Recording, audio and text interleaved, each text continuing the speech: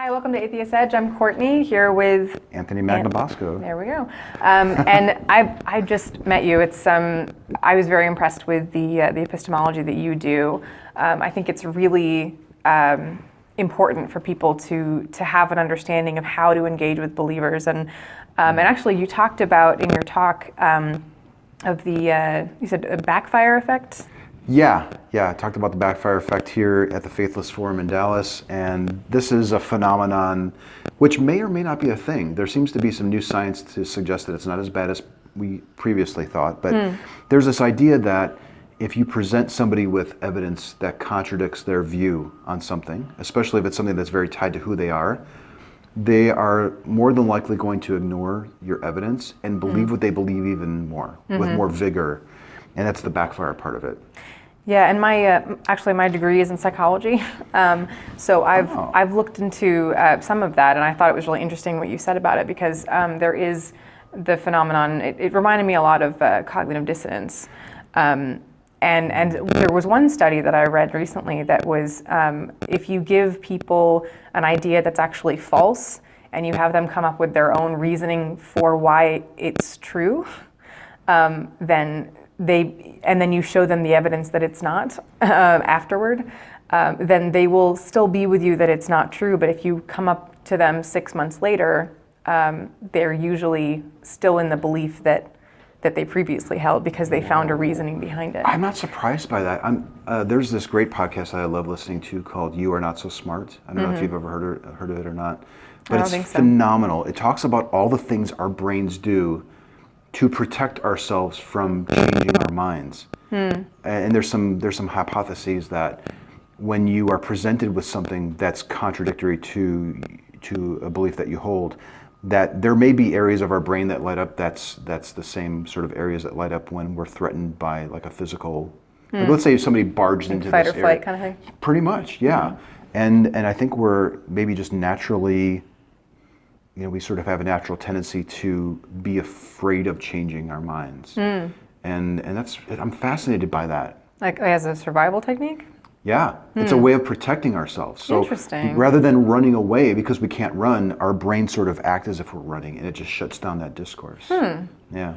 Yeah, well, and I know cognitive dissonance is something where the idea of being incorrect about something kind of contradicts your self-identity as being someone who's smart. You know what I mean? So if you want to think of yourself as a nice person and you do something that doesn't suggest that you're a nice person, then you'll rationalize either one way or the other why you had to do it or why what you did wasn't such a bad idea. I was going to say, there does seem to be this thing where we're hesitant to admit when we don't know things, that we'd rather just make things up rather than admitting that we don't know. And I think we need to it seems like we need to get past that. Like saying it's okay to say we don't know, rather than making up an answer or pretending that we know something. So do you think that that's something that that happens across the board with believers and non in your time interviewing people? Yeah. I think it's universal. Yeah, this isn't just something that God believers do. Atheists are just as capable of creating answers to things that we don't know the answers to. Yeah. We don't like that. Listen, I've met a lot of atheists who, sure, they don't believe in a God, but they think that they have a soul. Or they think that magic is real. Or karma.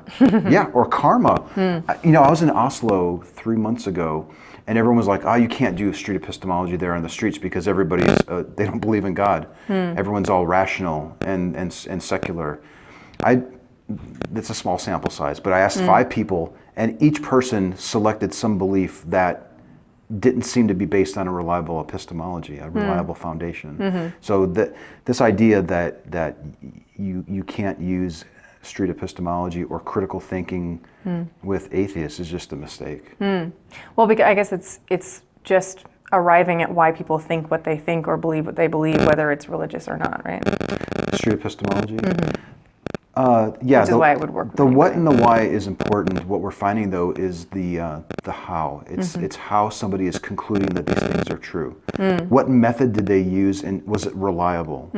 if you focus your questioning on that, you're probably finding yourself doing more street epistemology. And those how type of questions are very difficult for people to answer. Yeah. It's hard to even formulate a how question, but once you do, it's more difficult, I think, to answer it. A lot of people realize that they have these beliefs, but they very rarely give a lot of time to thinking, did I base that belief on a solid foundation?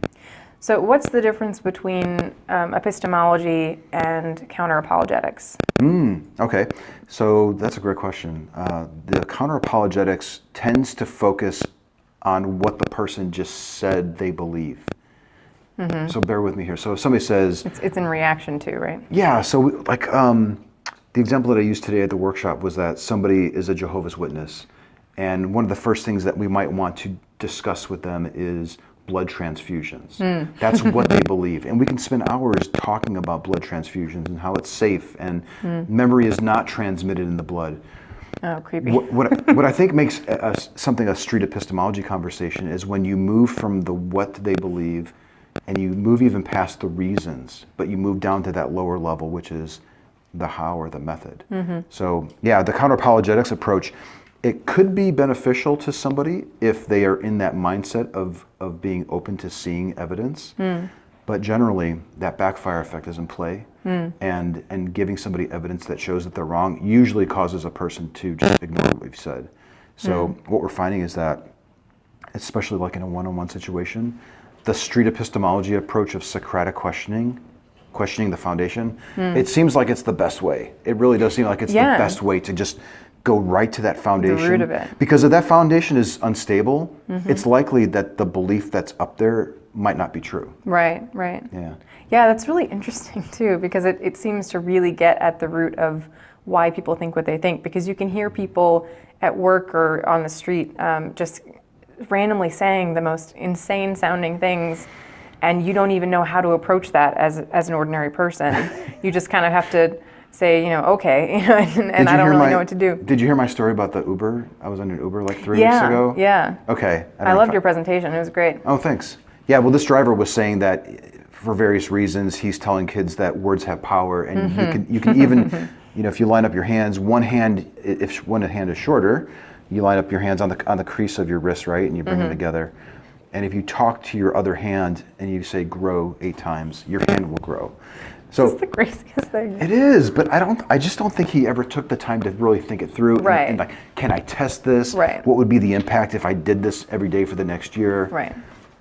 And I think that a lot of people, they think things or they've come to some conclusions because you don't really think things through all the way with every single little thing that you think or believe. Yeah. You don't think to ask these questions of yourself. So it can be really interesting to have that kind of thought experiment. And I think probably really rewarding too. Yeah.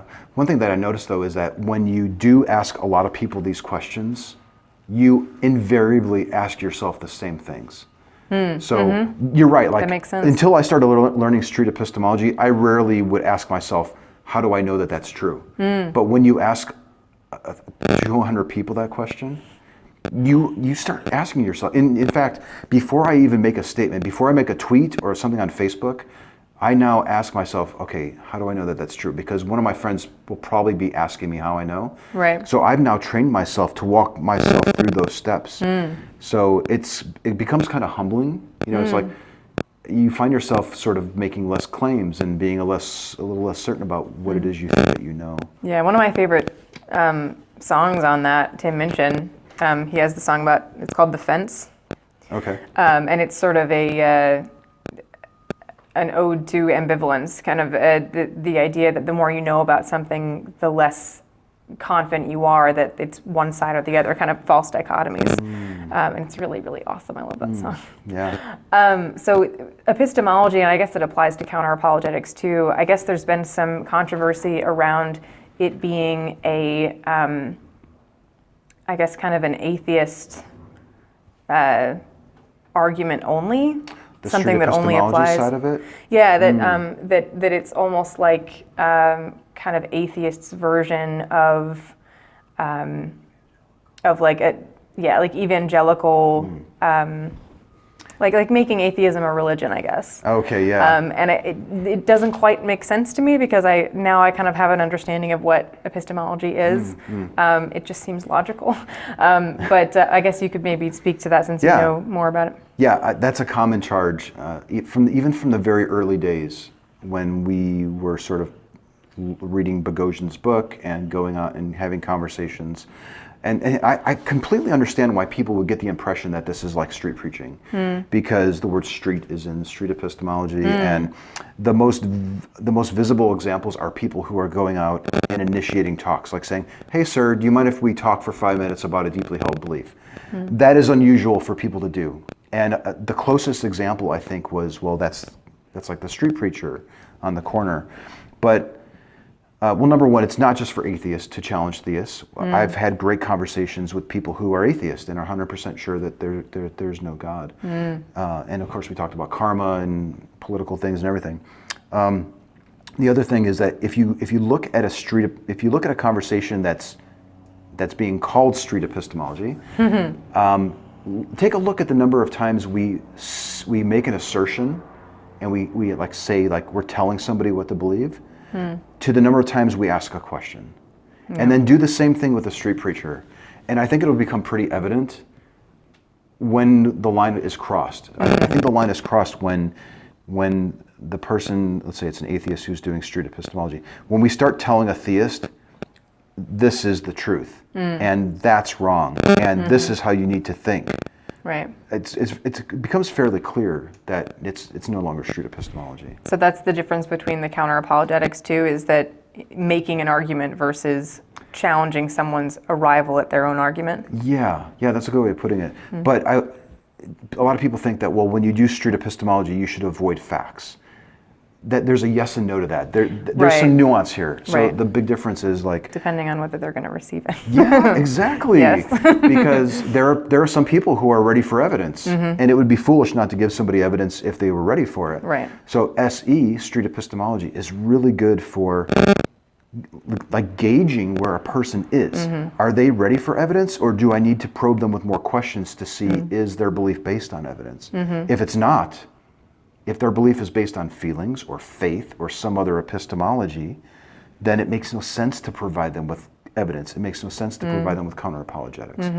But if they're ready for it, and they tell you what evidence they would accept, and if it's sufficient, and if it would significantly lower their confidence. Right. There's like at least 3 hurdles there. Right. If they buy into all of that, then you can sit down with them and work with them to give them evidence.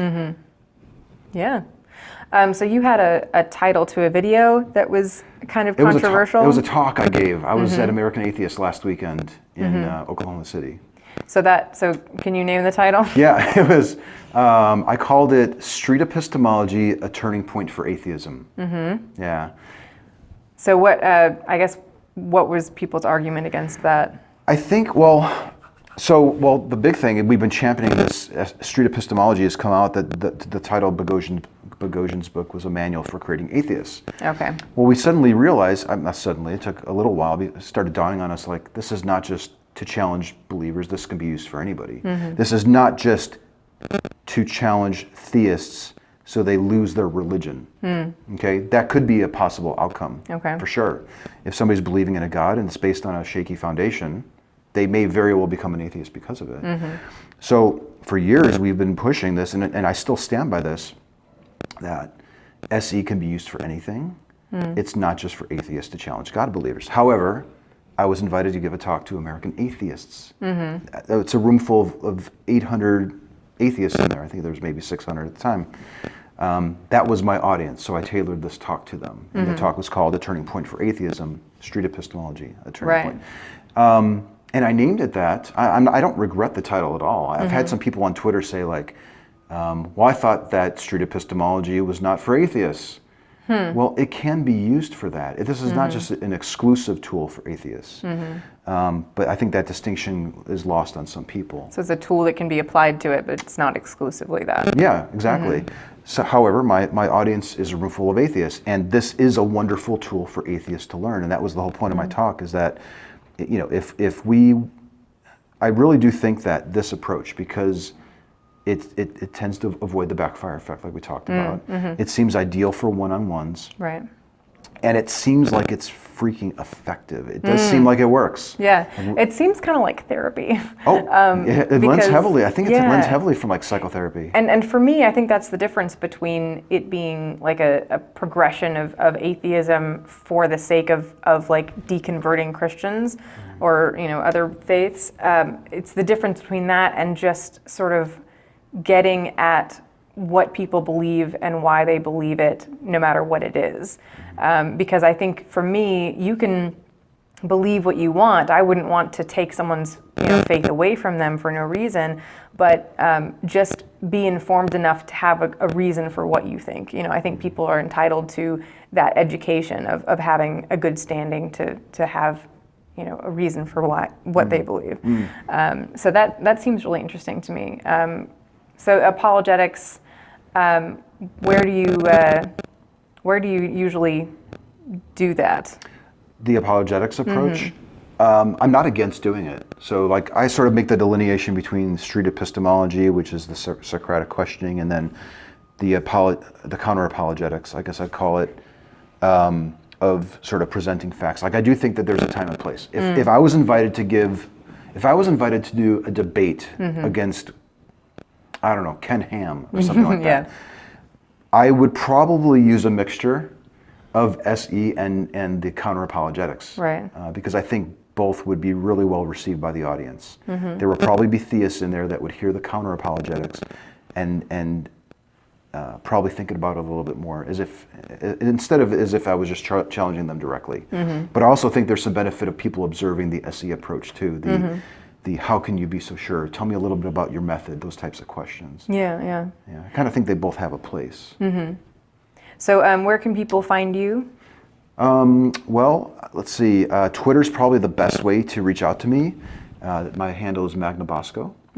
And I also have a Facebook page and a YouTube channel at Magnabosco 210. All right. I'm really excited to go look at it because the video that you showed was really amazing to me because I see people like that all the time living in Texas, and it's really, you know, it can be really frustrating to not know what to say to somebody that just suddenly starts talking about the mark of the beast or something, and you're like, how do I approach that topic? That's really crazy to me. Seriously, my advice would be to be respectful, to really listen to what they're saying, and ask questions, and repeat it back so that they can hear it.